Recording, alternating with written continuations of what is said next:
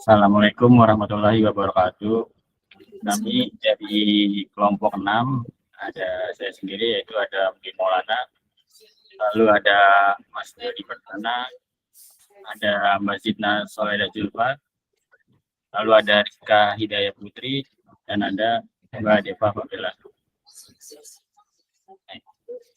Jadi judul tugas kali ini kita akan menjelaskan mengenai membedah jurnal mengenai judul penerapan metode fuzzy Sukamoto dalam menentukan jumlah produksi opak pada home industri Pegadaian. Oke, slide berikutnya akan dibacakan oleh Mbak Rizka Hidayah Putri. Silakan. Baik, Mas Adam, terima kasih. Latar belakang adalah itu Home Industry Tegal Jaya adalah UMKM yang bergerak dalam produksi opak sebagai makanan ringan. Dalam proses produksinya, usaha ini kerap menghadapi kendala dalam menentukan jumlah produksi yang tepat setiap bulannya. Hal tersebut disebabkan oleh fluktuasi permintaan pasar yang tidak menentu, di mana permintaan dapat meningkat secara tiba-tiba, namun juga bisa menurun drastis.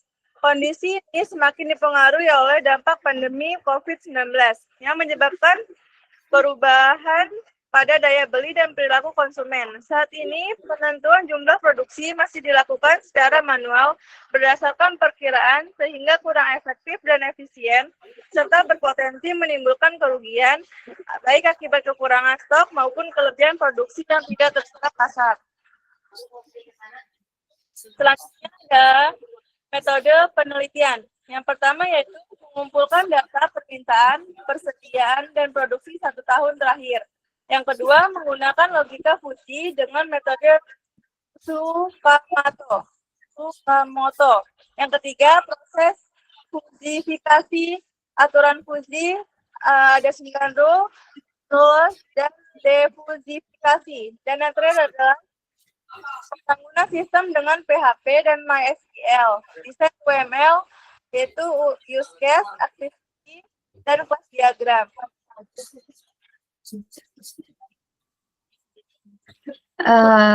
Baik, selanjutnya ada studi kasus. Data studi kasus di April 2022 itu ada jumlah permintaan disebut X, yaitu 4.325 kilo, terus jumlah persediaan yaitu Y 560 kg.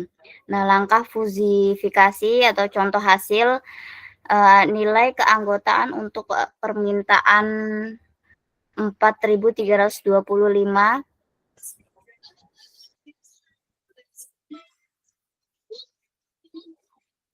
ini normalnya 0,844072 dan MU naik 0,155928. Nah, nilai keanggotaan untuk persediaan 560 yaitu sedang 0,947955 dan banyak 0,052045. Proses inferensi yaitu rule pembentukan alfa predikat dan nilai Z. Dibentuk 9 aturan Fuzzy R1 sampai R9 menggunakan operator minimal untuk mencari alfa predikat, kekuatan aturan, dan fungsi himpunan produksi berkurang atau tetap atau bertambah untuk mencari nilai Z. Contoh rule paling kuat R5 if permintaan normal N, persediaan sedang, dan produksi opak tetap, yaitu alpha 5 sama dengan minimal min 0844072,0947955 sama dengan 0844072.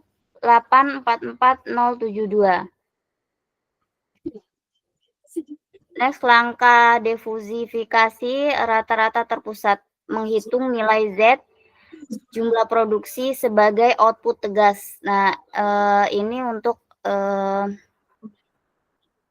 langkah-langkahnya itu perhitungan menghasilkan Z 3958292.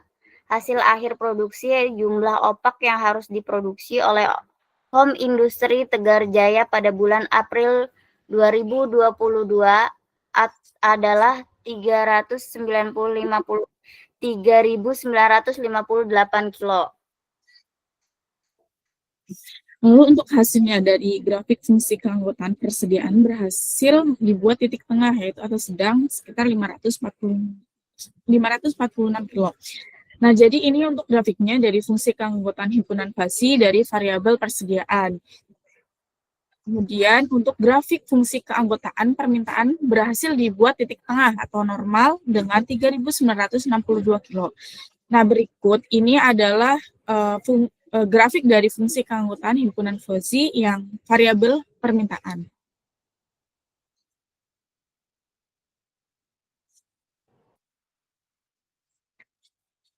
Grafik fungsi keanggotaan produksi berhasil dibuat titik tengah atau tetap 3.905 kg. Produksi di bawah penjelasan mengenai grafik ini adalah produksi di bawah 2.000 kg atau produksi dianggap sangat rendah.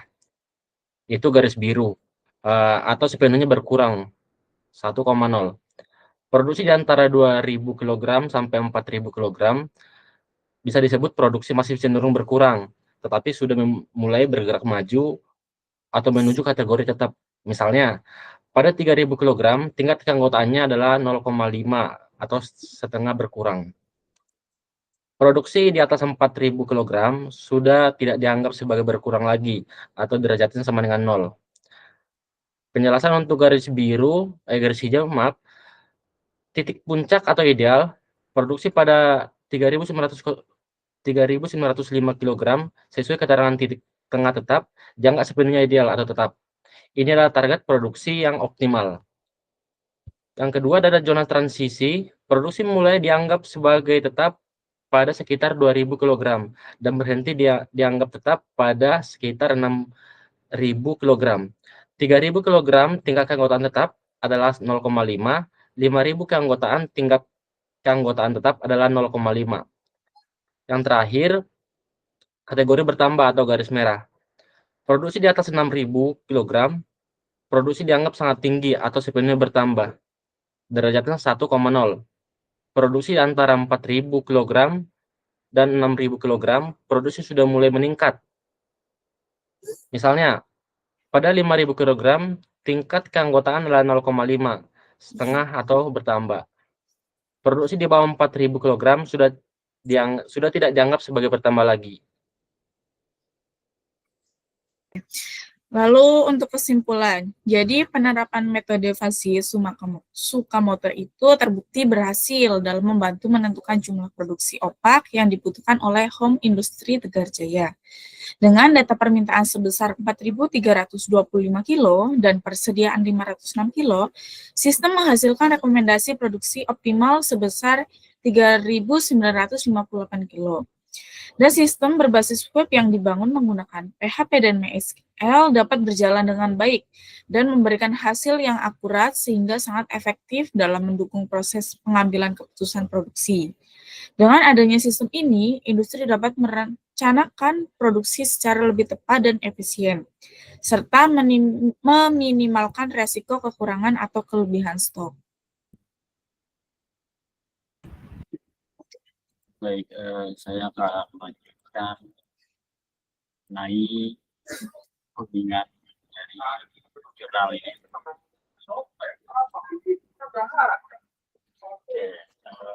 Jadi di awal di kita itu implementasi kondisi Tsukamoto untuk prediksi kondisi opak. Itu ditulis oleh Yusril Pancamendra dan Elmar Syaham dari jurnal Pelita Ilmu Pendidikan, yaitu volume 2 nomor 1 data dari jurnal untuk produksi opak itu di bulan April permintaannya itu sekitar 4.325 kilo, lalu persediaannya di April 2022 itu 560 kilo dan output yang diharapkan itu sekitar 3.958,29 kilo. Di pertama ini kita akan membedah jurnal itu untuk implementasi dibandingkan apa hasilnya sama atau tidak. Nah, di tahap awal ini perlu kita pribadi untuk menampilkan beberapa grafik dari data yang ada di jurnal. Nah, di sini ada import beberapa library, ada NumPy, lalu ada Matplotlib, ada Pandas, ada Seaborn, ada Figure, ada Lateral. Nah, di tahap kedua ini ada data produksi dari jurnal ini. Kita sudah samakan sama persis dari jurnal, yaitu di sini ada data bulannya. Kalau kita baca di jurnal juga ada tadi di bulan April 2021 sampai Maret 2022. Ini ada juga untuk permintaan, persediaan, ya, produksi ini sudah kita buat datanya.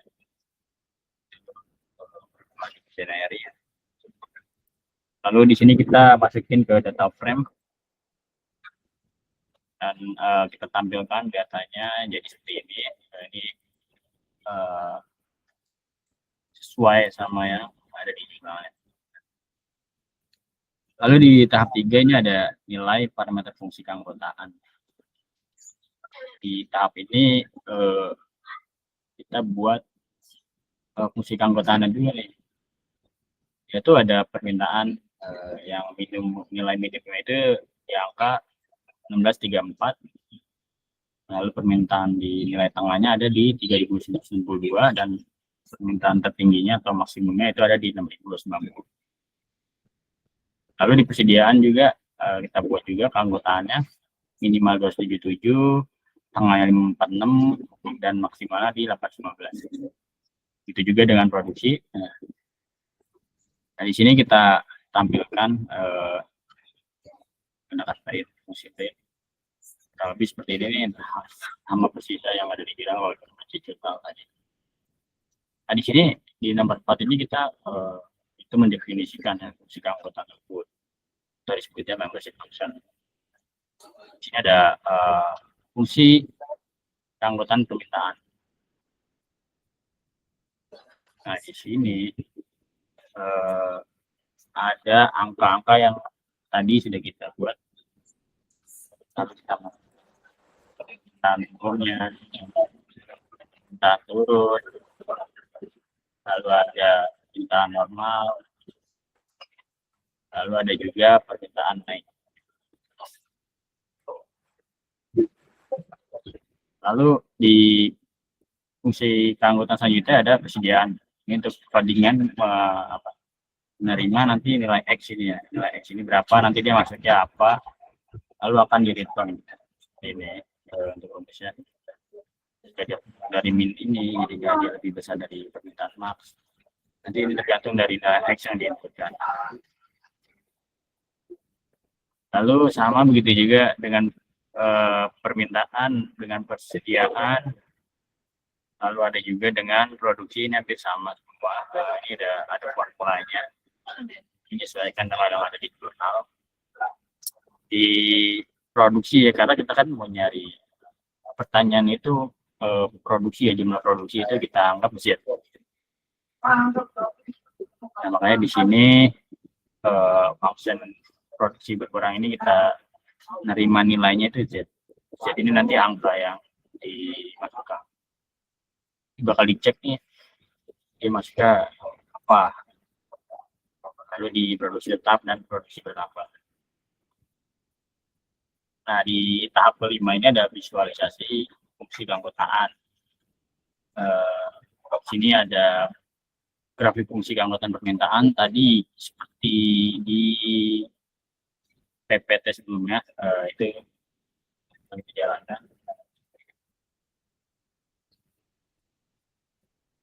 Nah, kita jalan dari awal dan coba ya.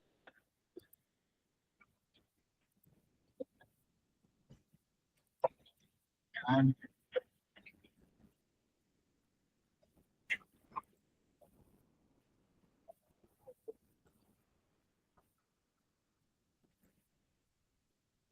Nah, ini untuk grafiknya sama ya, sama yang di PowerPoint tadi, tapi seperti ini untuk grafik si keanggotaan variabel permintaannya.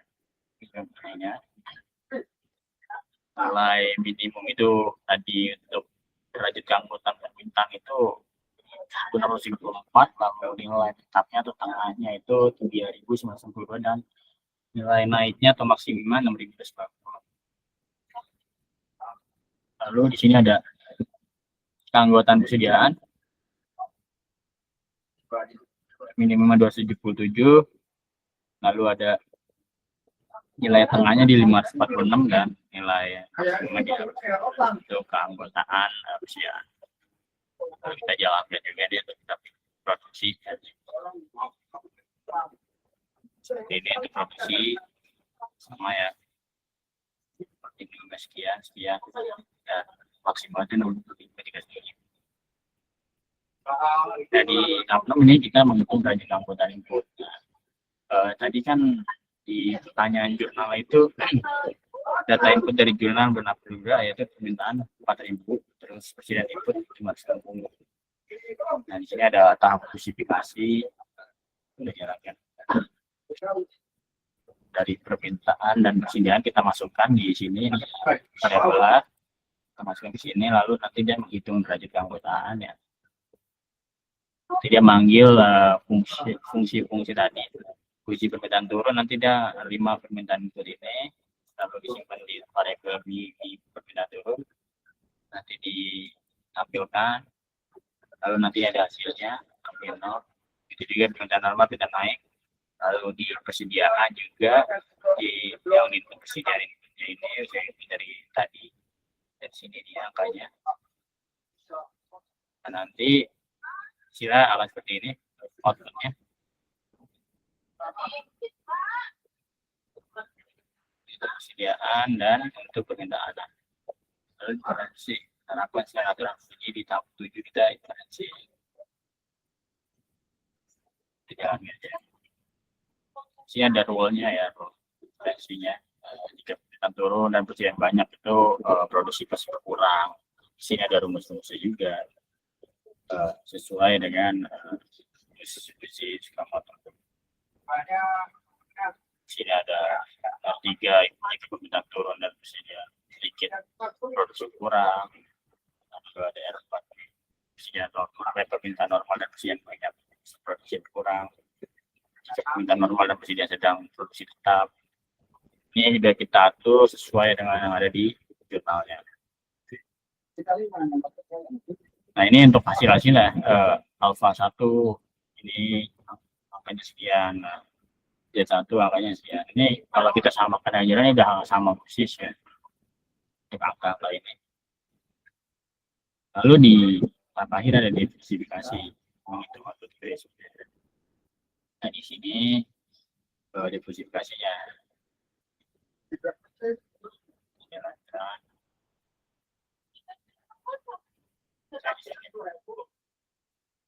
Ini hasil dari jurnal secara keseluruhan ya. Kalau kita lihat hasilnya ini sama ya antara jurnal dan coding yang kita buat ini, nilainya real dan sama. Kalau di hasil perhitungan ini sama harganya sekian dan hasilnya jurnal ya, jadi dia nggak ada selisih apalagi bisa. Jadi dipastikan dalam pengetesan codingan ini dari jurnal yang ada sudah sama.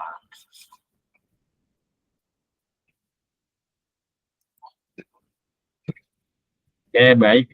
Mungkin penjelasan mengenai penggunaan jurnal dari kami cukup sekian. Terima kasih. Assalamualaikum warahmatullahi wabarakatuh.